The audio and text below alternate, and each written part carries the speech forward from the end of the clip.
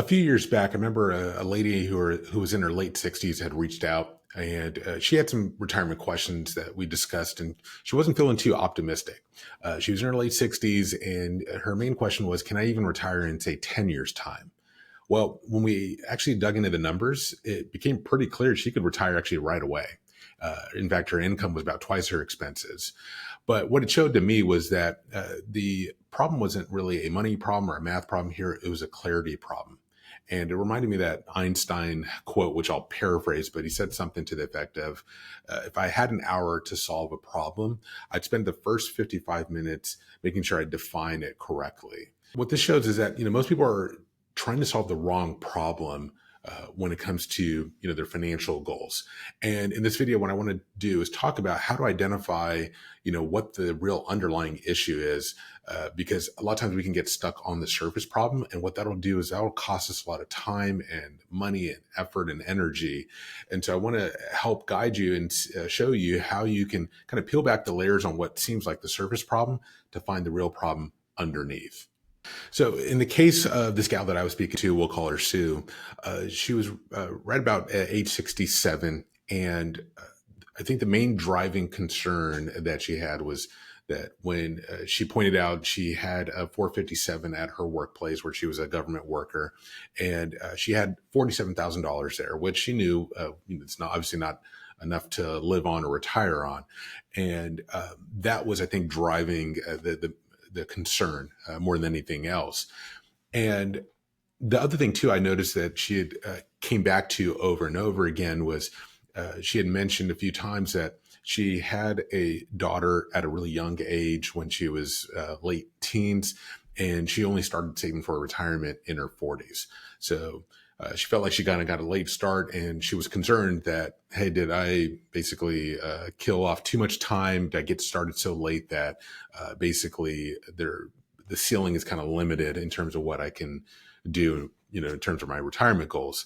And it was just interesting to see the difference between what she thought the problem was and what it actually was. And even though I showed her the numbers, or when I showed her the numbers, she could really see that, this actually does look a lot better. And she didn't have any dispute about it, but it just goes to show that that internal narrative, that money script that was going on in her mind, which I think was basically, I got started late. I made some mistakes back, early part of my life. And, I got started late, and I may have, started out too late. That script was really kind of playing in her mind and repeating over and over again. And it was so powerful. It's just overwhelming, just even looking at her financials. And so there was a financial or an emotional transformation when she saw that truth, and she could see that she was going to be okay. But it just goes to show that how strong those interpretations, those narratives are inside her head, and why it's helpful to talk to someone who's outside of the echo chamber between your ears, to see, hey, what is really the real problem here, and what is the underlying issue, or what's this surface problem that I'm focusing on? What's the underlying issue that I have here? So with that, I wanted to talk about, why do we get stuck on those surface level problems? So I think it's important to understand why we get stuck on surface problems, because it can help us identify, when we are stuck on there, and it can help us maybe point us in the right direction when we go to try to uncover what the underlying issue is. I think there's a couple of things at play. One is, as I mentioned, the lady that I spoke with, her internal story behind that, and how she was, the significance that she was assigning to her past, and what it meant about her, and what she did in the past was a big part of that. And we certainly all have stories that are going on in our minds right now as we speak. Also, I think it's easier to solve the surface level problem that we think we're facing, because especially when it's a concrete problem or a math problem, it's easier to focus on that than doing the kind of messy work of doing some deep personal inner reflection, and looking at our emotions, looking at our beliefs, looking at our priorities.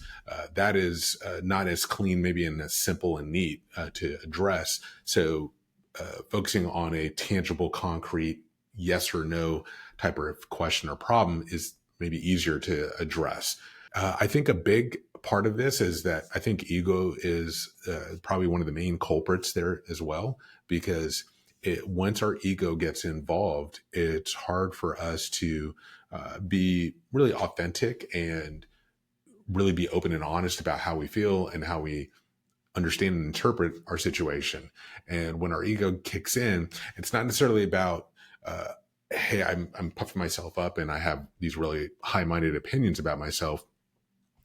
It's more about just how we interpret what it says about me. What does it say about how well I've done financially? And that's where all these ideas about what I'm capable of and how well I did, judgment, shame, guilt, starting to kind of beat ourselves up. That's what I mean there when the ego kicks in. And so it can make it really hard to get past the surface level problem and start to look at what's down below. Now, of course, the longer we stay stuck on that surface level problem, the more of a cost we pay in terms of time that we waste, not getting on track with the right plan, focusing on the right problems, and that time that's lost can't, be recovered. There's the stress and the anxiety that you deal with, worrying about what that transition is going to look like, and the time that you're wasting not preparing and planning and just worrying about it is only going to just make that inevitable. Retirement's going to come at some point, and it's going to mean that you're just not emotionally ready. And that can be as much of a challenge as the financial planning. And then it can also delay your retirement. It can end up pushing off retirement because, hey, I don't want to deal with that. And so I'll just try to keep working as long as I can until I'm forced to just do something different. So there is a real cost. And the longer we stay stuck on the surface problems and avoid dealing with the underlying issue, the more that cost is going to rack up. So you got a surface level problem. How do you find out what the underlying issue is? Well, as a coach, the main tool of my trade is questions, using that to uncover insights. And this great framework that I want to share with you is called the 5 Whys framework, developed by a guy that actually worked at Toyota. And it basically involves using the why question to peel back the layers on that surface problem to find out what's going on underneath. And what you do is just ask yourself the question 5 times. So to use a couple of examples, this would be kind of like a hypothetical conversation, but imagine that you start off with the surface level concern, like the lady I spoke to, Sue, can I afford to retire? Well, it would start with, why are you concerned about affording retirement? Well, because I'm worried I'll run out of money. And the second question would be, well, why are you worried about running out of money? Well, because I don't know how much I'll actually need. Then the third question would be, well, why don't you know how much you'll need? Well, because I don't know what my expenses will be or how much healthcare will cost. And a fourth question would be, why don't you know what your expenses will be? Because I never actually tracked what I spend or thought about how it might change. And lastly, the fifth why would be, why haven't you tracked your spending or planned for changes? Well, because it feels overwhelming and I don't know where to start. So in this hypothetical conversation, what we thought was a money problem isn't really actually that, but one around planning and organization. And so solution here would be to come up with a simple system to track your expenses and model different retirement scenarios. Another example would be, when should I claim Social Security? Well, why are you trying to decide when to claim? Well, because I want to maximize my benefits. And why do you want to maximize your benefits? Well, because I want to make sure I have enough income in retirement. Well, why are you concerned about having enough income in retirement? Well, because I'm not sure my 401k and savings will be enough. And why aren't you sure your savings will be enough? Well, because I don't know how to turn my savings into reliable income. And lastly, why don't you know how to create reliable income? Well, because no one has ever explained how income strategies work to me. So what turns out to be a surface level problem around when to sign up for Social Security benefits reveals an underlying issue, a root problem around income planning and education, needing to understand withdrawal strategies and income generation in retirement, especially before taking Social Security. So it's a kind of persistent, if you have toddlers or used to have toddlers, you kind of remember how they just endlessly asked you why. And so this actually turned out to be a really great self-coaching technique where you can start to dig into what is the real issue here, and then just keep peeling back the layers so that we get to the root issue. And it's essentially like treating the symptoms versus treating the underlying condition. So as I was reflecting on this framework and this technique as something for someone like you to use on your own, the question did occur to me too, though. It's like, well, how would someone know, especially if they're doing this by themselves and not, having the advantage of working on this with another individual? How do you know that you've really reached the root problem and not just, fell short there? And as I thought about that, there was 4 indicators that I think will help guide you and let you know that, hey, I think I have arrived at the right problem here to solve. And so from reading from my notes, I want to just walk through a couple of those, or what those 4 signs are, those green flags.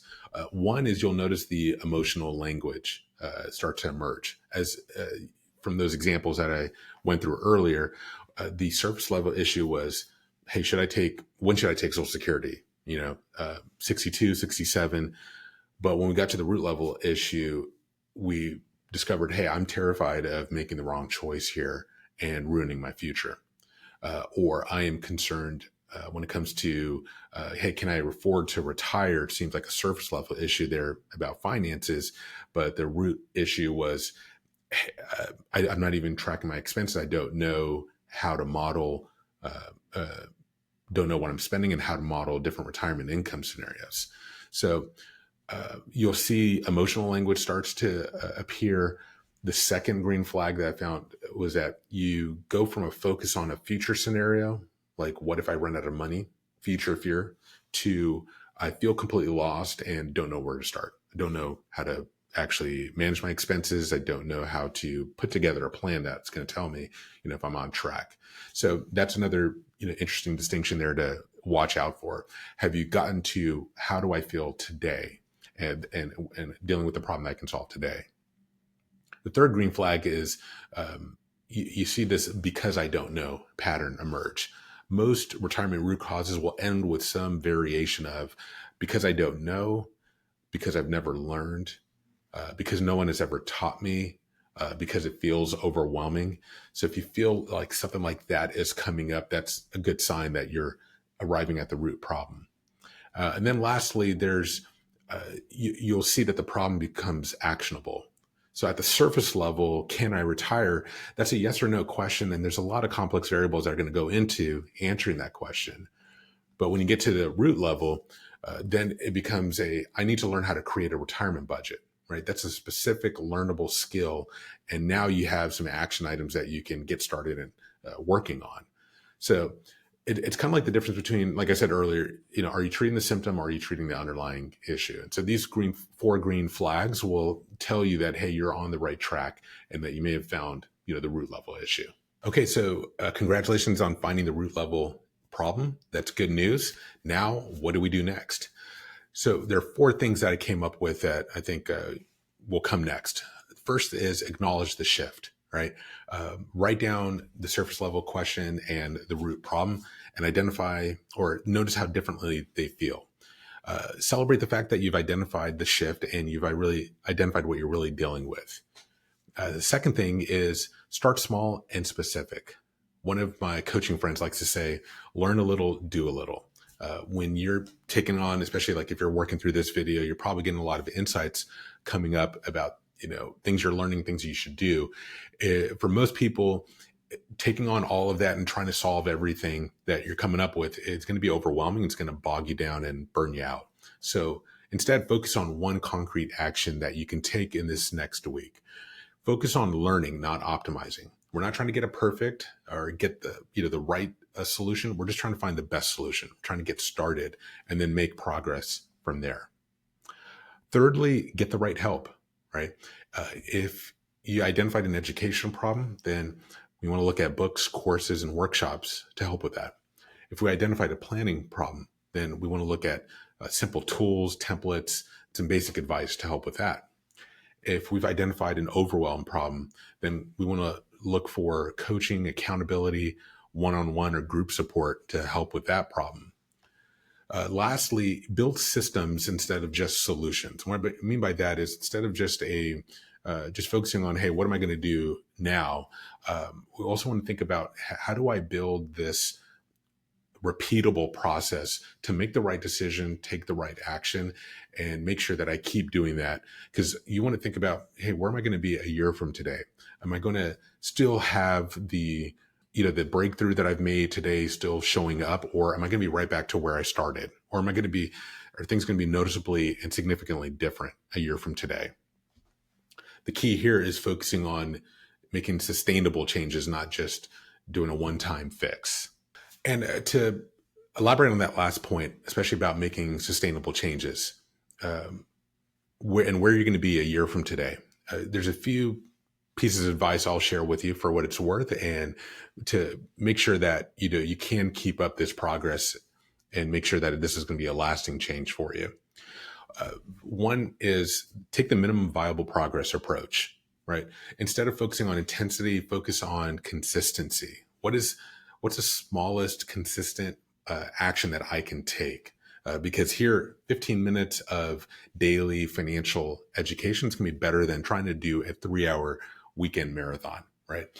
Those big, long chunks of work is just it's harder to do. And so it's easier to get started with a smaller chunk. So chunk the problem down and get started there. And think about what can you do each day. Next thing I'll say is focus on your environment. I think this is probably the most underrated aspect of making changes in your personal finances and just your personal life in terms of just habits that you have that you want to start or that you want to stop.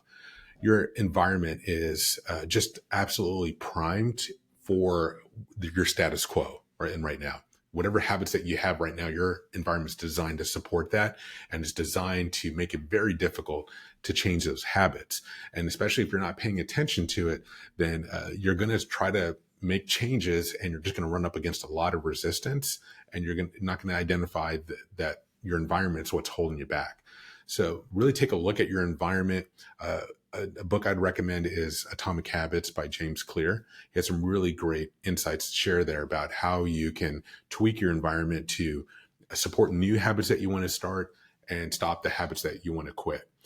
One example, I know for me, in our household, Amazon is a big temptation, or just kind of a weak spot that we have. And it's just really easy to spend money there. And mainly because they figured out how to make it really super frictionless to spend money. And so, things like getting rid of the app on your phone can go a long way to just slowing down your path to, purchasing, so that forcing yourself to go to the computer, go to a laptop or a desktop to make that purchase creates some friction there where you want to stop something. And then when you want to think about what do you want to automate to make easier, well, thinking about tracking your expenses using an app to make it easy to do that, or automating your contributions from your paycheck or from your bank account. Those are things that you want to do. And so you want to eliminate the friction there. So environment, super underrated, but very important, and can really propel your progress. Next is monitor the leading indicators, not just the results. And what I mean by that is, for example, if you're thinking about your health, instead of just focusing on your weight, focus on the carbs, the proteins, the fat that you're eating, looking at your diet, right? Those are things that you can control. And if you tweak those things, then you should see the results that you want down the line. Instead of focusing on your retirement account balances, track your expenses, track your savings to see where the money is going, and have a process to review that, monthly and quarterly. Because if you got that dialed in, then eventually you're going to see the progress, right? It's not going to happen overnight, but if you're focusing on the leading indicators, the lagging indicators will eventually follow. Another thing is plan for setbacks, right? Accomplishing big things, being successful is not always easy and doesn't happen automatically. And life happens, gets in the way. There's just things that we can't control. And so I think if you don't have the expectation that it's always going to work out perfectly, you're never going to get distracted, then it's going to be easier for you to bounce back and not be discouraged and frustrated when those distractions happen, right? I'm a dad with 2 toddlers. It is usually pure chaos every day. So, motivation is going to fade. And so you need to expect that, hey, it's going to happen. It's going to be okay. And just focus on getting back on track and have a good plan in place to just say, hey, to check in with yourself every week, every month. I usually like to journal a lot. And so it's a good way to just kind of catch the drift before it goes on for too long, and just learn to just get back on the bike and keep going. Lastly, always use the good enough standard, right? We're not trying to hit perfection here. We're just trying to get started. So action over perfection is the mantra. And, a functional plan beats a perfect plan, right? Those who get started are always going to make more progress over those who are overthinking and trying to get it right before they ever do anything. So good enough to get started is really the bar that we're shooting for. And that's going to get you going. And the more progress you're going to see, the more momentum you're going to see, the more motivation you're going to have. So those are a few pieces of advice to make sure that the progress is just going to be sustainable, and that a year from today, hopefully you're continuing to,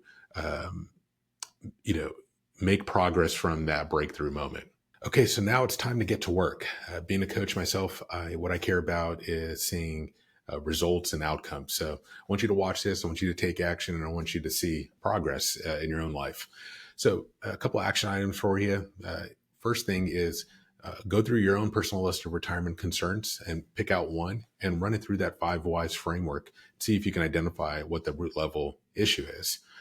Another action item would be to talk to an advisor and get some help identifying that root level issue, or once you've identified it, get some help addressing that issue and starting to plan on the right things that you need to do to get ready for retirement. Also, and by the way, there's a link below here where you can schedule a call with me if you want to talk through some of those concerns and see if you can, or see if you need help identifying what that root level issue is. That's always there too in the description. And then lastly, if you know someone who is a healthcare worker and they are thinking about putting in that 90-day notice to retire, but they don't know where to start and what to do to get prepared and make sure that they can get through that process successfully, then feel free to check out this video here that I've created around a 5-step retirement checklist to get you through that process.